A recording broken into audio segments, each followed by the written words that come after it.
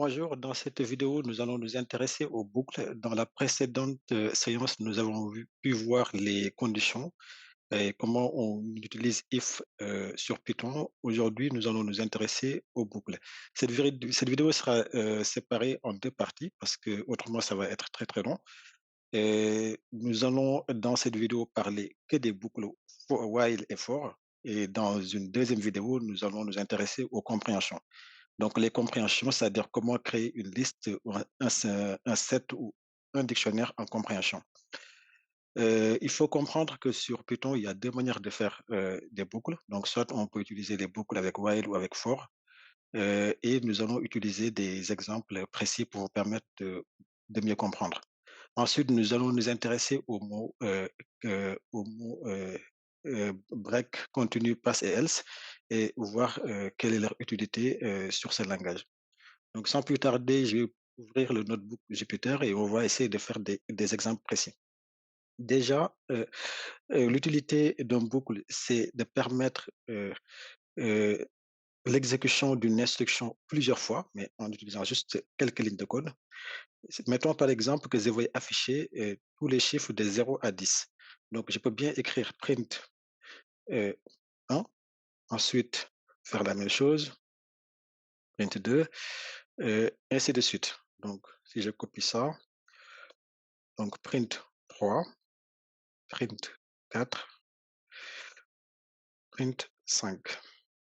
Donc là, j'écris les chiffres de 1 à 5. D'ailleurs, je peux mettre un print de 0 pour garder le range. Vous savez que c'est une méthode qui est fastidieuse pour écrire les premiers index. Là, on s'est limité à 5, mais supposons qu'on veuille afficher les premiers éléments entre 0 et 1000. On ne peut pas toujours, tout le temps écrire print 0, print 1, print 2, print 3 jusqu'à 1000. Ça nous prendrait toute la journée. Donc, c'est pour ça qu'il est très utile d'utiliser les boucles. Donc, nous allons dans un premier temps parler du boucle for qui est beaucoup plus simple, en fait.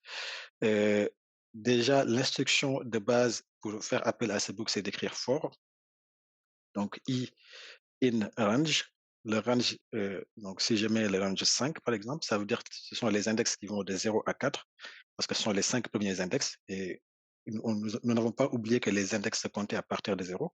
Donc, si je dis si for I in range 5, donc si I appartient aux 5 premiers index, dans ce cas, donc je mets deux points, je fais entrer. Et là, vous remarquez qu'il y a une indentation. Ça veut dire que le curseur ne se trouve pas au même niveau que le for ici. Donc, il se trouve à quelques espaces. Normalement, on doit compter 4 espaces. Cette indentation est très importante sur les boucles parce que ça permet de dire à Python que toutes les instructions qui seront données dans cette indentation seront exécutées dans la boucle. Et si on se met en dehors de l'indentation, ça ne marche plus en fait.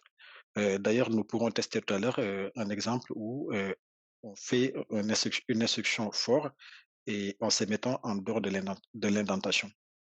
Donc, si on met for i in value 5 et qu'on met print de i, donc en exécutant, on voit bien qu'il nous affiche donc les éléments de 0 à 5.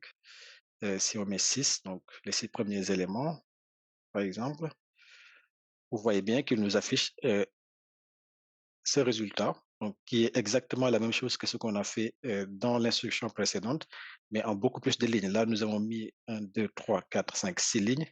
Là, il nous a fallu juste deux lignes pour pouvoir afficher les éléments de 0 à 5. D'ailleurs, on aurait pu afficher les éléments de jusqu'à 100, par exemple. Là, ce serait une liste qui est beaucoup plus longue. Donc, les boucles sont très puissants et peuvent permettre de faire des choses qui sont vraiment très intéressantes sur Python. Euh, D'ailleurs, nous ne sommes pas obligés de mettre un print i. On peut mettre du texte, hein. On peut mettre l'index de niveau, par exemple. Voici l'index de niveau. Donc, dans ce cas, il faut mettre une virgule pour faire la séparation. Et ça aussi, ça marche très bien. Donc, on aurait voici l'index de niveau 0, voici l'index de niveau 1, voici l'index de niveau 2. Très bien. Nous allons répéter, la même chose, mais cette fois en utilisant un boucle while. Le boucle while, en fait, il a une manière de le faire qui est différente du boucle for. Parce que si vous voyez bien, heu, un boucle while doit commencer toujours par une initialisation. Ensuite, il faut lui fixer une condition. Ensuite, donner une instruction et puis faire une incrémentation. Donc ces 4 étapes sont indispensables pour mettre en place un boucle while. Si nous voulons répéter la même chose, que tout à l'heure, mettons par exemple qu'on veuille afficher, là je vais revenir sur le chiffre de départ 6, on veut afficher, les 6 premiers index, donc les éléments allant de 0, à 5 en utilisant un boucle while. La première chose à faire, c'est d'initialiser. Donc il faut commencer par, définir un i qui est nul, qui est égal à 0 pour initialiser. Ensuite, je dis while tant que i est inférieur à donc 6. Je mets 2 points, je fais entrer. Là aussi, vous verrez qu'il y a une indentation qui va se faire. Donc ça veut dire que le curseur ne se met pas au même niveau que le while et là, je peux écrire, print. Donc là, j'ai fait l'instruction. Donc nous avons fait la condition, c'est que i doit être inférieur à 6 et quand la condition est réalisée, on fait une instruction. Donc on lui fait print i et reste la dernière étape, c'est qu'il faut faire une incrémentation. Donc je mets i plus égal 1. Donc ça veut dire à la valeur de i, il faut ajouter 1. Donc j'exécute et là, vous voyez bien qu'il m'affiche les éléments de 0 à 5. Donc ce sont 2 manières de procéder. Heu, Après il faudra, choisir, de manière astucieuse, quelle boucle choisir. Est-ce qu'il faut choisir un boucle while ou un boucle for en fonction des besoins? Mais en principe, si on a une liste à parcourir et qu'on connaît déjà le nombre d'itérations que nous devons faire, il est beaucoup plus judicieux d'utiliser un boucle, un boucle for et quand on ne connaît pas le nombre d'itérations, dans ce cas, il est, plus judicieux d'utiliser un boucle while. D'ailleurs, nous pouvons faire un exemple. Donc si je prends une liste, par exemple, que je vais appeler liste test et je vais mettre des valeurs à l'intérieur. OK, hem, je mets des noms, heu, donc je vais mettre Jean, Paul, mettre chèque, je vais mettre chic et je vais mettre une valeur, heu, comme ça, voilà. Donc je prends ces noms-là et je veux, par exemple, créer, heu, une boucle qui va parcourir les éléments de la liste et les afficher et afficher aussi leurs index. Comme que nous savons que c'est une liste et que le nombre d'éléments, c'est 4. Là, nous avons 4 éléments dans notre liste, donc nous connaissons déjà le nombre d'itérations qui doit être exécuté. Dans ce cas, je peux utiliser un boucle for, c'est plus approprié. Là, je dis for, heu, non in list test, par exemple, comme ça. List, test, 2 points, je fais entrer, print, donc il faut écrire l'index et il faut mettre là, je vais mettre, donc le nom, l'index qui est utilisé ou par exemple, je vais mettre, déjà le nom, donc je print le nom et je mets occupe l'index et là, je vais mettre la valeur de l'index et comment je fais pour mettre la valeur de l'index? C'est très simple. Donc je mets, heu list test, list.index. J'ouvre les parenthèses et je mets le nom, tout simplement. Donc, ça va mettre, par exemple, Jean occupe l'index 1, Paul occupe l'index 2, Chèque occupe l'index 3. Ça va se présenter comme ça. Donc, si j'exécute ce programme, vous voyez bien qu'il m'affiche chaque élément, chaque nom avec l'index qui correspond. Donc, ça, c'est aussi un exemple qui marche très bien. On va faire un exemple qui est un peu plus astucieux. Par exemple, mettons que un professeur donne des exercices à ses élèves et qu'il veut tester si les élèves n'ont pas plagié d'autres livres. Ça, c'est un test que nous pouvons faire en utilisant les boucles. comment ça se passe? Par exemple, dans un livre, bon, je vais créer une variable que je vais appeler livre. Un livre, il contient beaucoup de phrases, mais là, je vais me limiter à 2 phrases. Par exemple, je vais dire: «Ce texte est très important, OK, mais attention au plagiat». Voilà. Donc là, c'est le contenu d'un livre. Si on avait toutes les phrases d'un livre, on aurait pu les mettre, ici, ça marcherait aussi très bien et que voilà, donc un élève donne, heu, fournit un devoir en écrivant ce document, OK, est d'une importance capitale, mais pourrait subir un plagiat. Donc là, nous avons 2 textes qui sont issus de 2 sources différentes. Le premier texte est dans un livre et le deuxième texte, c'est le devoir d'un élève et on veut tester est-ce que l'élève a plagié, le livre ou pas. Déjà, donc moi, je vais créer, heu, 2 éléments. Donc je vais créer, ce que je vais appeler mon livre pour dire ce sont les mots qui sont contenus dans le livre, égal, je vais mettre livre.split. Donc je prends tous les mots séparés qui va, constituer une liste. De la même manière, je vais mettre mon élève qui est égal à élève.split. Donc je mets aussi un espace pour séparer. Ensuite, je vais créer, 2, listes vides. Déjà, je vais prendre les mots en commun, donc mot commun qui est égal à une liste vide. Ensuite, je vais prendre les, donc là, déjà mots, je vais prendre, une liste qui s'appelle mots propres, qui est égale aussi à une liste vide. Donc, je vais expliquer très rapidement ce que je fais. Donc, les mots propres, ce sont les mots qui ont été utilisés par l'élève, mais qu'on ne peut pas retrouver dans un livre. Donc, ce sont ses propres mots. Et les mots en commun, les mots communs, ce sont les mots qu'il a utilisés, mais qu'on retrouve aussi dans le livre. Heu, Qu'est-ce qu'on fait pour, vérifier si l'élève a plagié ou pas?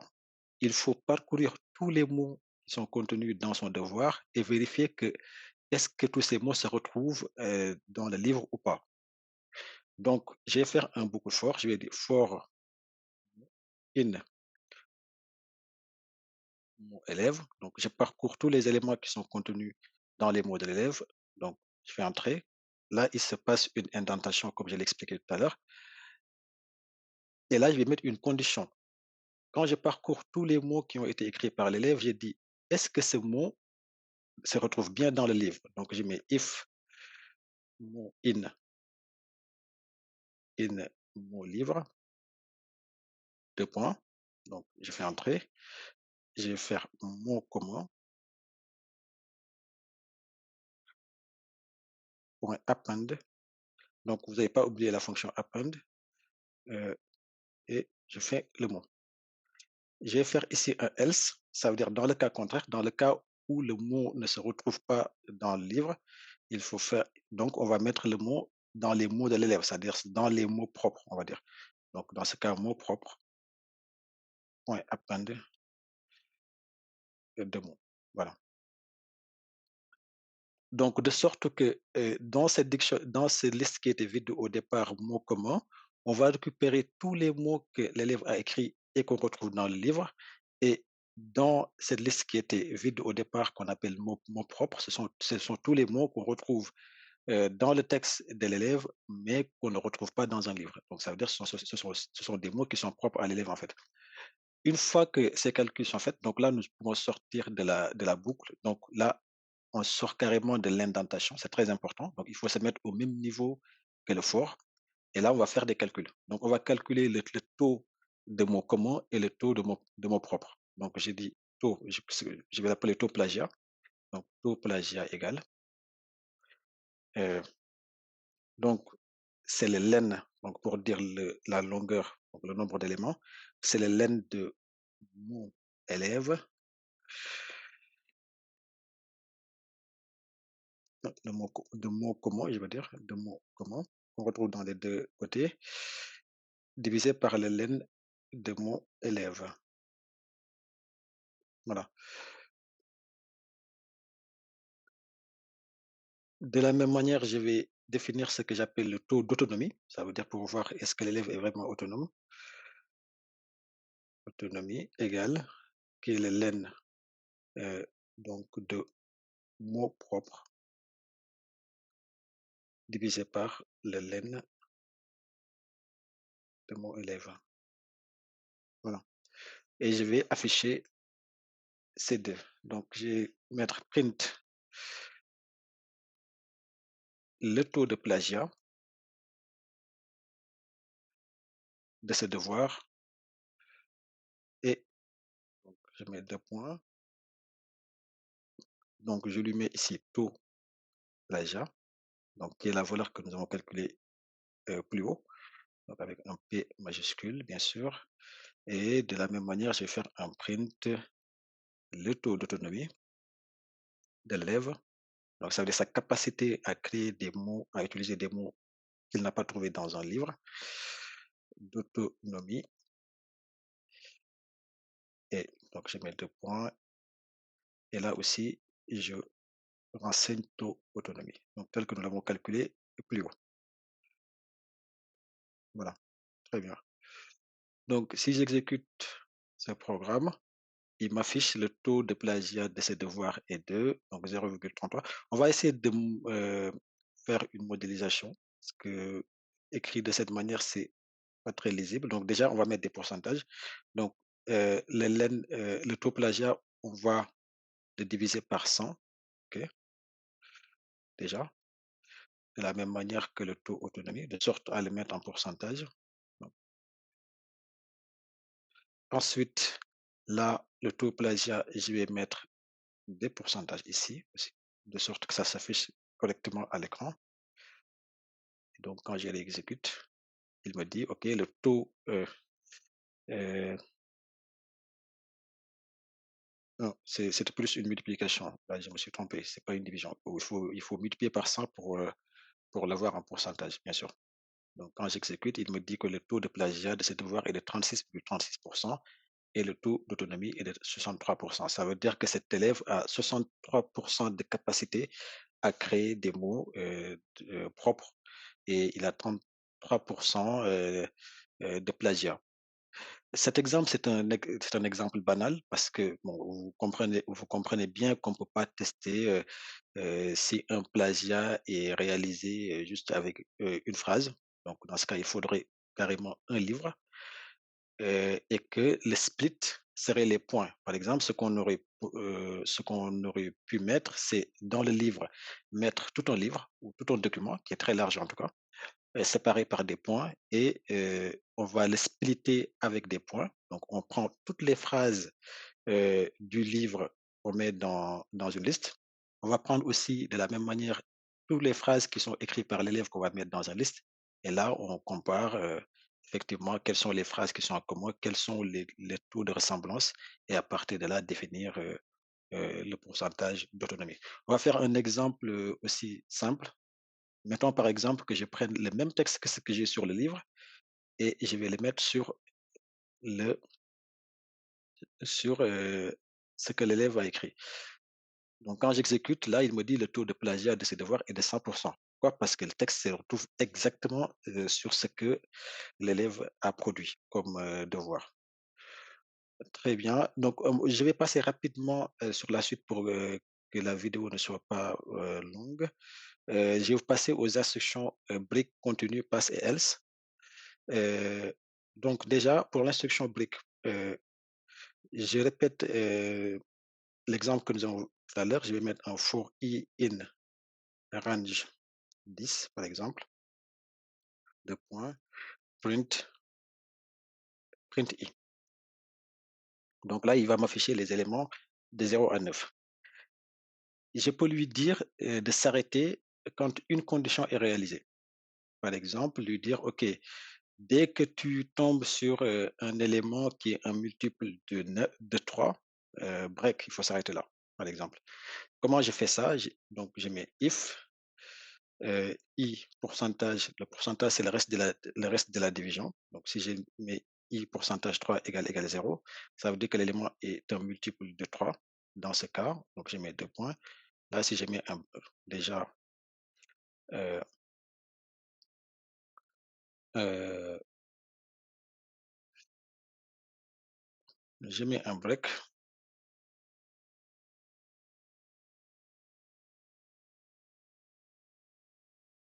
je mets un break et sinon, il faut me faire un print de notre élément i. OK, j'exécute ça.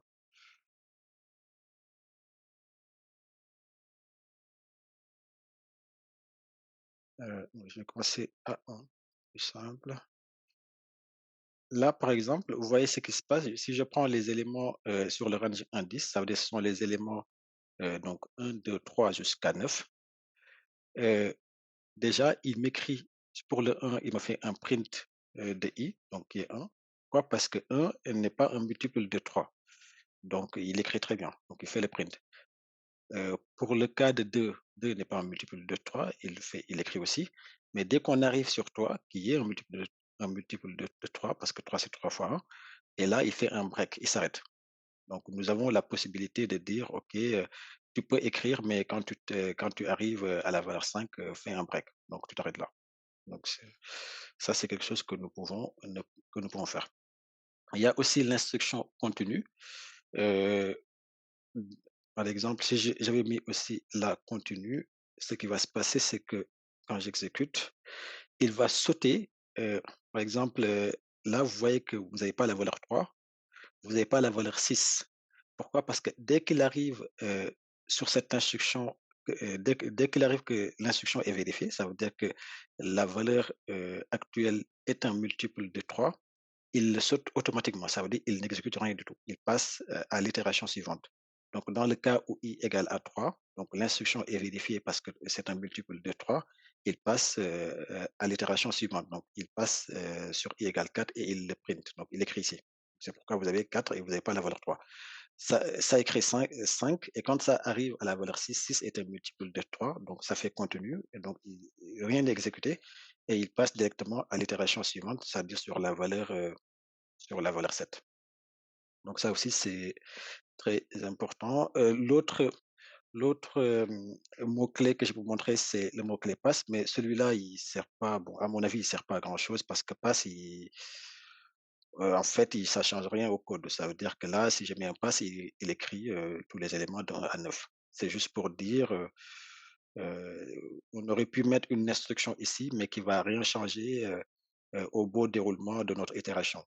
Donc ça ne fait pas les mêmes actions que le break ou le continu.